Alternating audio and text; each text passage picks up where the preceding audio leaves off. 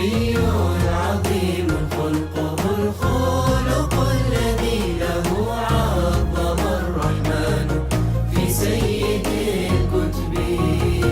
به الله أنجانا من الشرك والردى ومن عمل الشيطان والجبت والنصب، وأدخلنا في خير دين يحبه ويرضاه دين الحق، فالحمد للرب.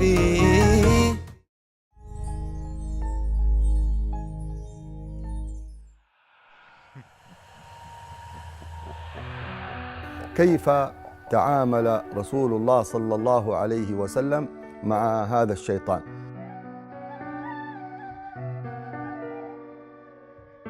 أما هو شخصه عليه الصلاة والسلام فأخبرنا أن الشيطان أيس منه، وأن شيطانه أي قرينه أسلم فنجا منه صلى الله عليه وآله وسلم وهو معصوم. لكن كيف نتعامل نحن مع الوسواس؟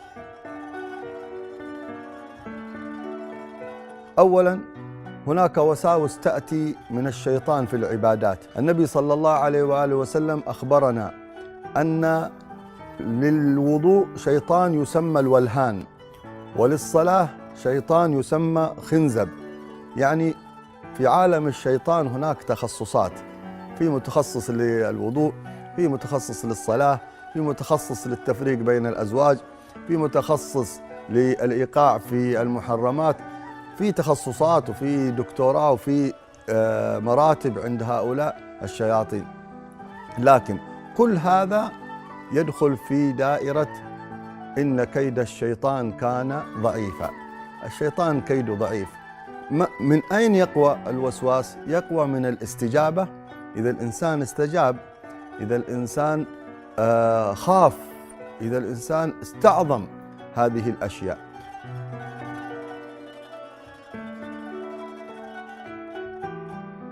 أولاً إذا جاءك شيء من هذه الوساوس فتعوذ بالله من الشيطان الرجيم. وساوس العبادات، الوضوء والصلاة وأمثالها، الإنسان يغسل وجهه مرتين ثلاثة، يتصور أنه في مكان ما وصل إليه الماء، هنا ما وصل الماء، يصلي ما يدري كم ركعة صلى. هذه يحتاج الإنسان فيها إلى أن يخفف الاحتياط، لأنه أحيانا الشعور بالاحتياط الشديد هو الذي يوقع الإنسان في شبكة الشيطان.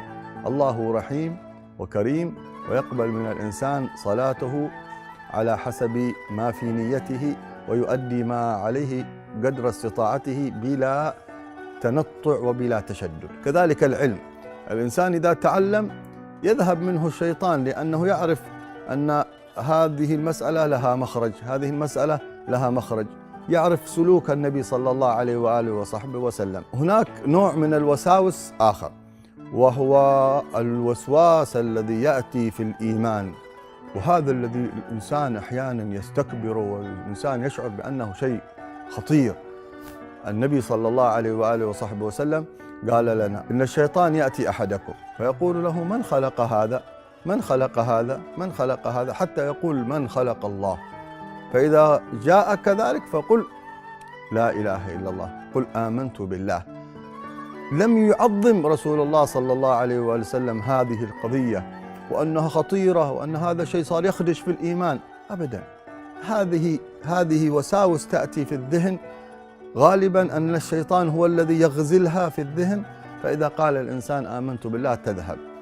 في موقف آخر الصحابة قالوا يا رسول الله إنه ليأتي أحدنا شيء يعظم عليه أن يتكلم به، في خواطر الواحد يخاف يتكلم بها.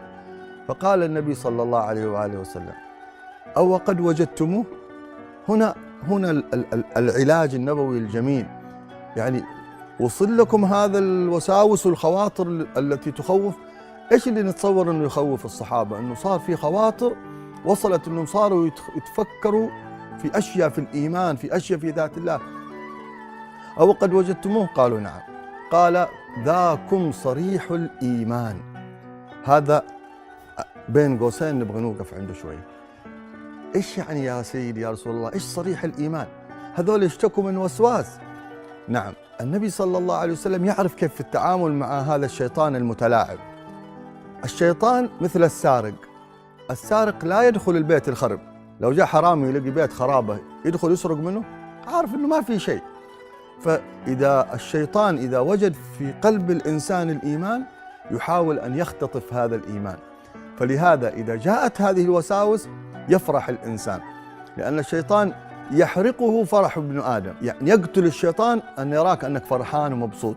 الخوف من الوسواس دائما يزيد الوسواس. كثير من الناس لما يأتيهم هذه الوساوس يخافوا من أن هذا يسبب لهم غضب الله وسخط الله. أبدا، تأكدوا أن الذي تأتيه الوساوس ويدفعها أنه يثاب عليها مثل ثواب المجاهد في سبيل الله، لأنه يدافع هذه العداوة من الشيطان. والنبي صلى الله عليه وسلم أخبرنا أنه رفع عن أمتي ما وسوست به نفوسهم.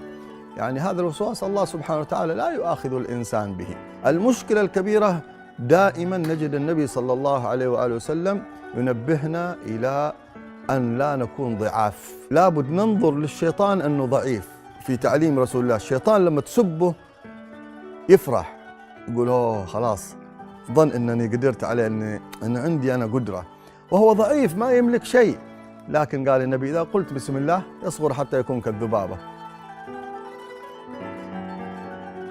أسلوب للشيطان يأتي للإنسان فيه عندما يريد أن يتوجه للعبادة.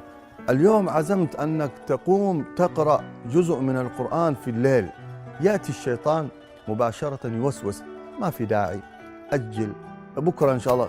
طيب ابدأ من ليلة الجمعة، ليلة الجمعة ليلة مباركة، رمضان قريب، ابدأ من رمضان، ابدأ من العشر الأواخر. يجعل الإنسان يحاول أن يسوف ويترك العمل. فإذا رآك الشيطان لا مصر، الله أنا مصر أبغى أسوي العمل هذا، يأتي بطريقة ثانية، يأتيك بطريقة التشتيت. طيب اقرأ لك ربع جزء من القرآن وشوية صلاة على النبي صلى الله عليه وسلم، تبدأ تقرأ قرآن يقول لك ترى الاستغفار أفضل، لأنه قلبك مظلم يحتاج تنظيف. تأتيك خواطر جميلة على الاستغفار، تترك قراءة القرآن تروح للاستغفار، تقول أحتاج أستغفر الله 1000 مرة الليلة، تبدأ تستغفر الله 10-15 مرة. يقول لك الصلاة على النبي صلى الله عليه وسلم هذه ما في زيها، أفضل شيء. تروح للصلاة على النبي، عدت الليلة عليك لا أنت قرأت القرآن بحضور ولا صلاة على النبي ولا استغفار، شتتك الشيطان. أو إذا شافك لا والله أنت مصر وتبغى تقرأ القرآن، يقول لك استعجل عشان بكرة عندك عمل، استعجل. يبدأ الإنسان دائما يشعر بهذا القلق في العبادة فيستعجل ويفوت عليه الحضور. لا كنت أنا مصر ومجتهد في عبادتي، يأتي بالأسلوب الرابع، وهو أنه يحاول أن يدخل العجب والرياء. أنا الآن قدرت على الشيطان وتمكنت من الشيطان والعاد يستطيع أن يوسوس لي، فيدخل هذا العجب ويدخل استعظام هذه العبادة، فيذهب ثواب هذه العبادة لما دخل عليك فيها عجب أو رياء. أحيانا يدخل بمرحلة أخطر من هذا وأكثر من هذا، يقول لك يا أخي أنت تتعب نفسك في العبادة، اللي مكتوب عند الله مكتوب. إذا كنت من الصالحين ستصل إلى درجة الصالحين، وإن كنت من الطالحين والله لو سويت ما سويت ما توصل. النبي صلى الله عليه وسلم قال إن أحدكم ليعمل بعمل أهل الجنة حتى ما يكون بينه وبينها ذراع فيعمل بعمل أهل النار فيدخلها، والعكس. فقول الله أنا قاعد أتعب نفسي، المكتوب عند الله قد مكتوب وأنا قاعد أجتهد هكذا.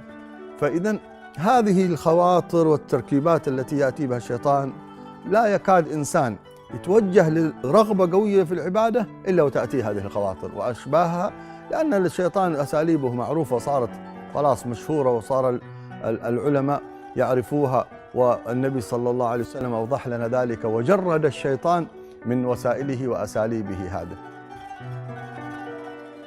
فخلاصة الأمر في التعامل مع وساوس الشيطان أننا نكره وساوسه ولا نلتفت إليها ولا نخاف منها، ونعرف أن الشيطان ضعيف، ونتوجه إلى الله سبحانه وتعالى بالذكر، ونجتهد في اتباع المصطفى صلى الله عليه وآله وصحبه وسلم. فإذا اجتهدنا في اتباعه لم يستطع الشيطان علينا ولم يكن له سبيل علينا، فنكون بإذن الله من المتحققين بمعاني قل إن كنتم تحبون الله فاتبعوني يحببكم الله. رسول أمين هاشمي معظم، وسيد من ياتي ومن مر في الحقب، رحيم براه الله للخلق رحمة، وأرسله داع إلى الفوز والقرب. نبي عظيم خلقه الخلق الذي له عظم الرحمن في سيد الكتب. عليك سلام الله ما حرك الحدا، قلوبا إلى مغناك بالشوق والحب، وصلى